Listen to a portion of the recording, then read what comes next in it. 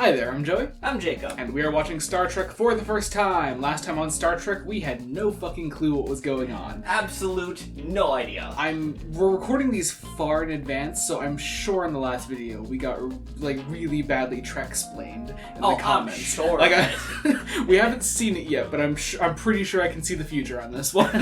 So I'm sure there's some really simple, easy plot that we just totally missed on somehow. Right over our fucking heads. So today we are watching an episode called Space Seed.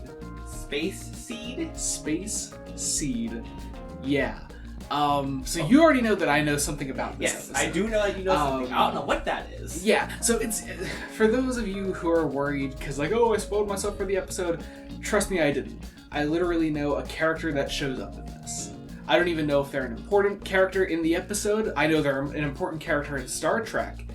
I don't know their role in the episode. Right. It was literally just something that I happened across as I was preparing for this video. Right, so like, without you telling me who this character is, they could literally show up on that monitor that at the end of the episode. Yeah, going, good job. And leave. Yeah. I was based on who it is. I doubt it, but who knows?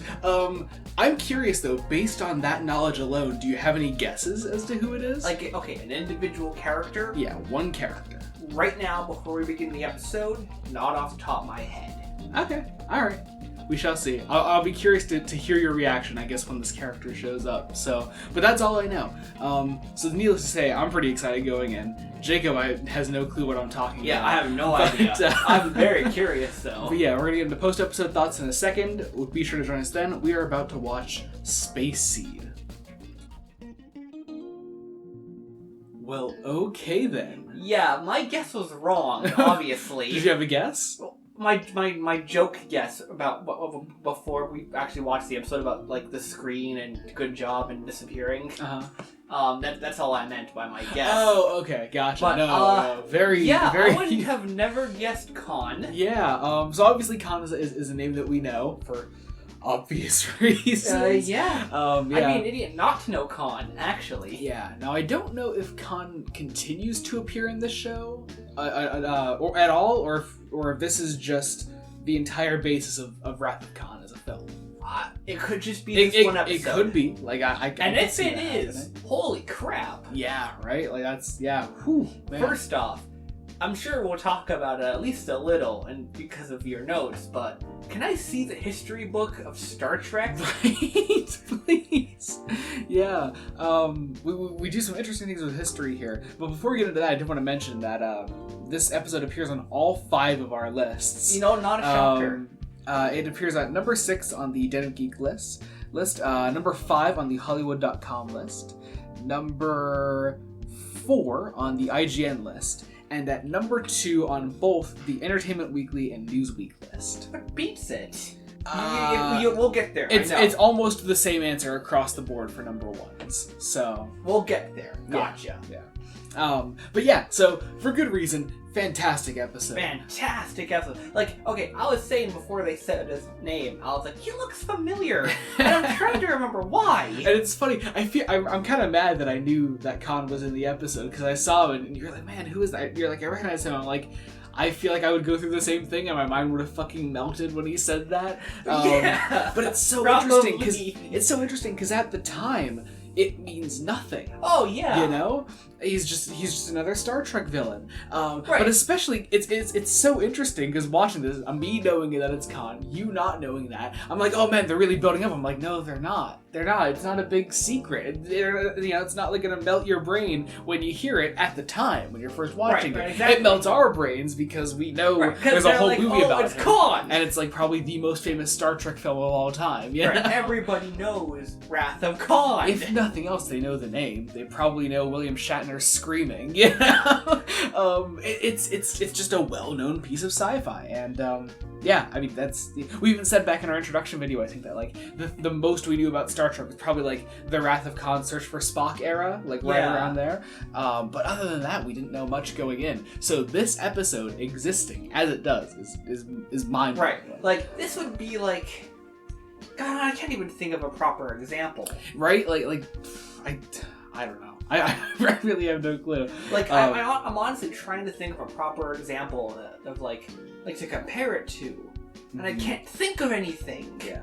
But hey, if we're going up with examples and things that we want to compare this to, yes. I said at one point that this reminded me of the classic Doctor Who episode "Enemy of the World." Like, I'm a big fan not the actual story, "The Enemy of the World," but as a character, Khan reminded me of Ramon Salamander. Yeah, and not that it's overly relevant. I actually like that story too, so I immediately understood. What you were at. Dictator from the not terribly distant future with an accent. Right? I think pretty much the same accent. Yeah, I clocked it as the same accent. Yeah.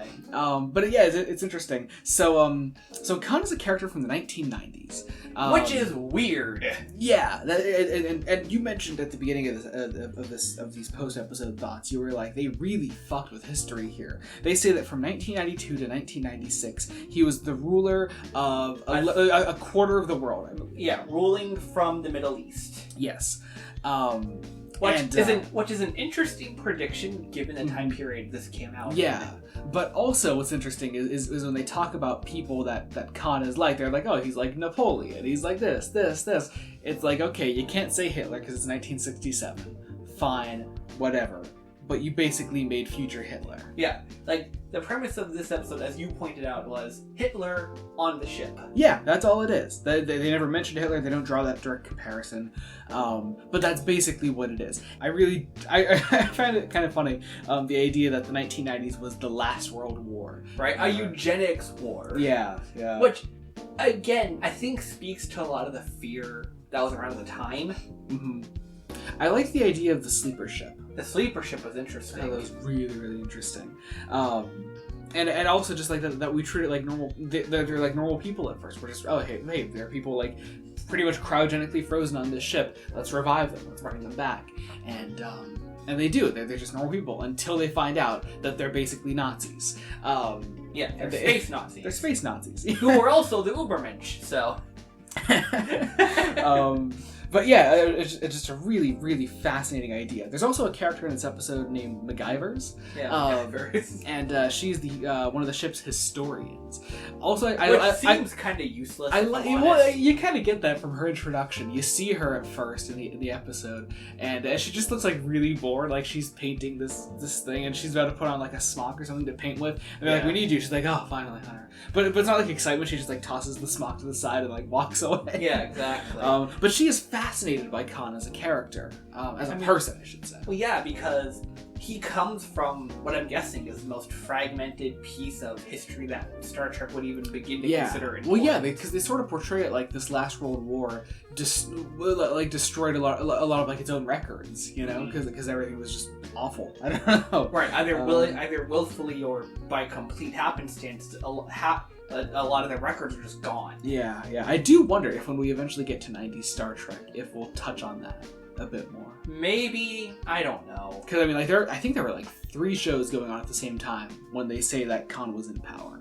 I'd be shocked if one of them didn't touch on the eugenics war somehow. Maybe. It's totally possible. Yeah. There's this great fucking scene when Khan first wakes up and he like grabs a knife off like the one table, and McCoy goes in to check on him, and Khan threatens McCoy with the knife, and McCoy's like, "Fucking do it, bitch." It's just like telling him more efficient. He's telling him like how to kill him. He's got the knife to his neck. He's like, the carotid artery under the ear would be simplest. It is such a badass scene, and just like continually proving why McCoy is one of the best characters on this show. I fucking love him so much. He's so great. But I loved a lot of the conversations between Kirk and Khan. I thought they had a really interesting dynamic.